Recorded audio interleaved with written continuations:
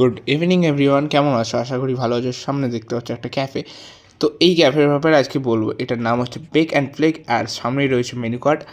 আর এখানে একটা সুন্দর অ্যাম্বিয়েন্সের সাথে তোমরা এইখানে সব ধরনের ডেলিশিয়াস স্ন্যাক্স বলো, একটা ভালো সন্ধে কাটাতে পারো উইথ ফ্রেন্ডদের সাথে। আর অ্যাম্বিয়েন্সটা বলতে গেলে সত্যিই খুব সুন্দর। একটা স্মল ক্যাফে, একদম কম্প্যাক্ট জোনে আমাদের বারো মন্দিরের কাছে এরকম একটা ভালো অ্যাম্বিয়েন্স পেয়ে যাবে। এখানে পড়ার বই এবং হাতে বানানো অনেক কিছু জিনিস দেখতে হবে, চাইলে তোমরা কিনতেও পারো। আর দেখতে পাচ্ছ এখানে বেশ ভালো ভালো প্রিন্ট করা আছে সাইডগুলো।